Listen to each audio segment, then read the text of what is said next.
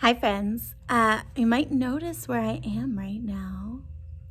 So I'm in my classroom in the afternoons, mostly this week, getting it all packed away so that it's ready for next year. And your first grade teachers are getting ready for next year too. So, but I want to take a little break and read chapter 5 in Dory, Fantasmagory. So at the end of the last chapter, chapter 4, remember she had to go to the doctor, and who was she acting like? Was she acting like a human or like something else? Yeah, she was being the dog, right? And she could tell by her mother's voice that she was in really big trouble on the way home. So then they get home, and it's called chapter 5, Time Out. Ooh. All right, let's see what happens. When we get home from the doctor, I'm in huge trouble. My mom tells me I have to go to my room for time out. I say, you can just leave my dog food in a bowl outside my door. Woof! This makes my mom so mad that she grabs my paw and drags me up the stairs. Walk, she says. I am, I cry. On 2 legs, my mom yells. Alone in my room, I suddenly don't feel like being a dog at all. I've got too many problems as a dog. I show Mary my wound. She feels so bad for me. Do you remember she got the shot in her arm? That's her wound. I put my nightgown back on, and then I open my bedroom door a tiny bit. I can hear my family talking about me in the kitchen. Rascal gave the doctor a shot, Luke says, laughing. She's out of control, Violet says, but she's laughing too. Then I hear an unfamiliar voice. And she's still got a lollipop, says the voice. I use that elbow, huh? Okay. And she's still got a lollipop, says the voice. Who was that? It sounded like a wicked old... Huh? Was that Mrs. Gobblecracker? I do not believe it. I walked closer to the stairs to hear better. All she could do was bark. I've never been so embarrassed in all my life, says my mom. How babyish, says the voice. Now I'm sure it is Mrs. Gobblecracker. Are they all sitting around the kitchen table together and laughing at me? And it sounds like they're eating popcorn. Timeout is just what she needs, says my mom. I agree, keep her locked up, grumbled Mrs. Gobblecracker with her mouth full of popcorn. I run back to my room to tell Mary, Mrs. Gobblecracker's downstairs eating popcorn with my family. Popcorn! What's the big deal about popcorn? Asks Mary. She's eating popcorn with my family. If Mary doesn't understand that, I can't explain it. What are you going to do? Asks Mary. No more hiding, no more disguises, no more tricks, I yell. Something serious has to be done. Like what? She says. Give me that banana. I'm calling Mr. Nuggy.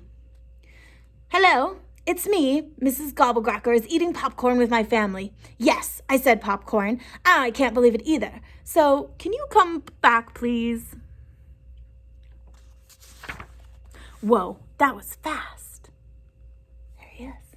Mr. Nuggy crawls in the window and wipes his muddy boots. Thanks so much for coming. In his bag it says ingredients.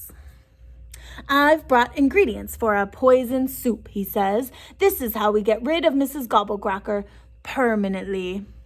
What will happen when she eats the soup, I ask.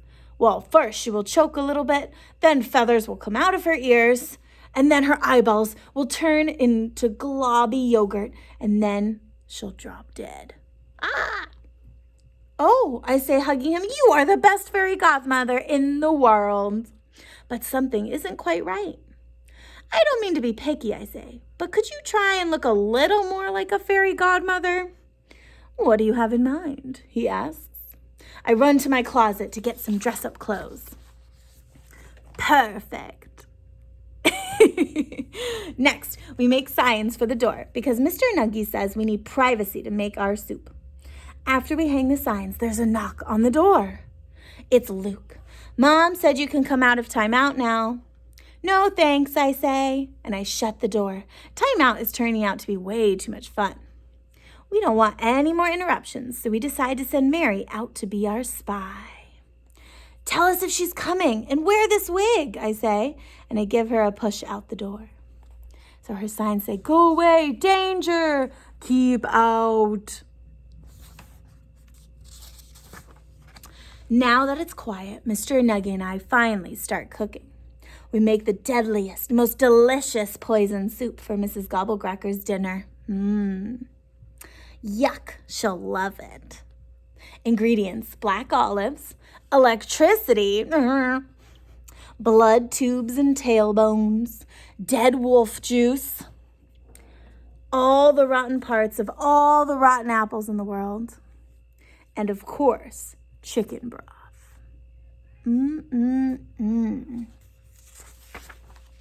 When the soup is ready, we carry it down to the kitchen while Mary keeps Mrs. Gobblecracker distracted. She's making some faces at her, huh? Then Mr. Nuggy and I gather materials for a giant fort where we can hide until dinner time while Mary keeps a lookout. We grab the blankets and sheets and pillows off the beds and collect all the rugs we can and towels and laundry and bath mats and put them in a big pile surrounded by chairs. And we even have to move some tables and put the chairs on the tables. We tie the whole thing up with a huge roll of ribbon. And the amazing thing is that we did this without my mom even noticing because she is on the phone. Dinner's ready, calls my mom from the kitchen. Of course, Mrs. Gobblecracker is the first to arrive. Okay, now's your chance, I tell Mr. Nuggy. Go talk to her. From the fort, I can hear them in the kitchen. Good evening, Mrs. Gobblecracker. Is that you, Nuggy? Nice dress. Thank you. I have an important message from Dory. You remember the Dory, the baby you were coming for? She has agreed to go with you. Back to your cave. Forever. Great, because I almost forgot what I was doing here. Dory is just what I wanted. But after dinner, he says, no problem, she says. I'm starving. Now that it's safe for me to leave my hiding spot, I come to the table for dinner. I sit next to Mrs. Gobblecracker because I don't want to miss the moment when she chokes on her poison soup and drops dead. Mr. Nuggy and I make polite conversation. Do you like ice cream, I ask Mrs. Gobblecracker. I can't think of anything more disgusting, she says. Do you have a cell phone, asks Mr. Nuggy. No, but I really, really want one, she says. Can you get me one? Says Mr. Nuggy, looking unsure what to say next. Do you have a cat? I interrupt. I ate my cat. Yum, yum, yum. It was an accident. Oh, then I guess you aren't a vegetarian, I say. Yes, she says, I would eat a vegetarian. Is that what we're having for dinner tonight?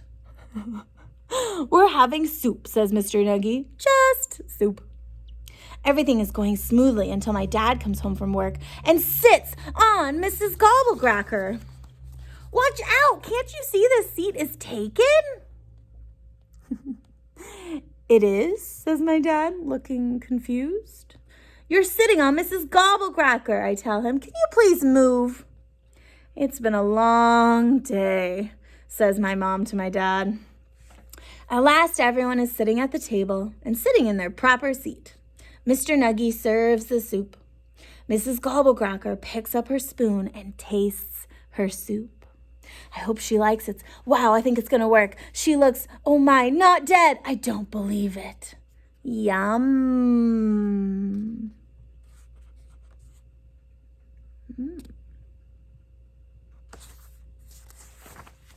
Delicious, says Mrs. Gobblecracker, spooning more into her mouth as it drips down her chin. The soup is a disaster. Nothing happens. No feathers in her ears, no yogurty eyeballs. This is the end of me. Mr. Nuggy whispers to me, I'm sorry, I must have forgotten an ingredient. Ouch, screams Mrs. Gobblecracker.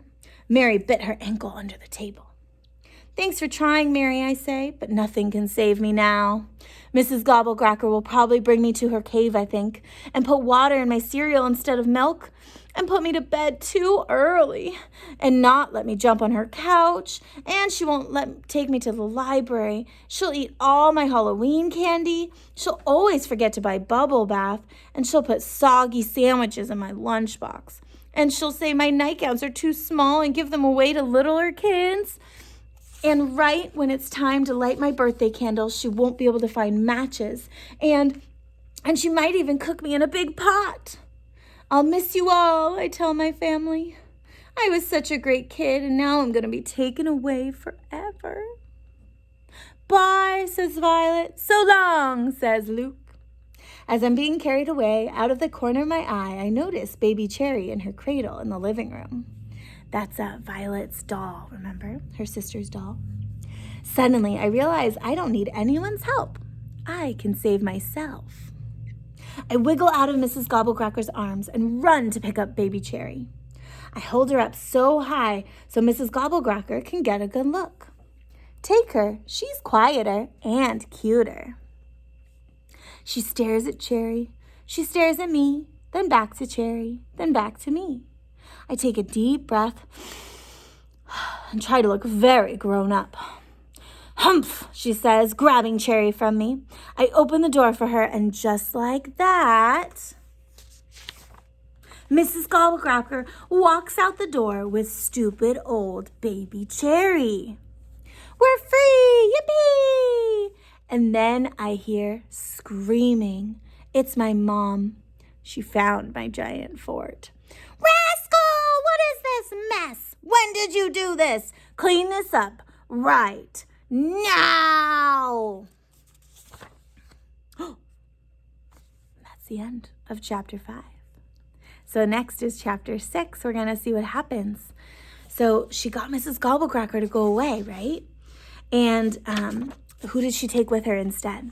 Instead of Rascal being the baby or Dory being the baby, right? She took away Violet's doll, baby Cherry. Remember how baby Cherry is sometimes the baby when they play house or family and with her siblings. Sometimes baby Cherry is their baby instead of Rascal when they get upset with her. And so she's like, oh, maybe they could take baby Cherry because baby Cherry is a baby and I'm not. And then her mom also finds her fort. Ooh. So we're going to see what happens. This is our last chapter coming up. Chapter 6 is our last chapter. So it's the finale. It's the end of the book. So we get to see how it all culminates. Culminates means comes together in the end, how the story comes back together. All right. Thanks for joining me for chapter 5, friends, and I'll see you soon for chapter 6.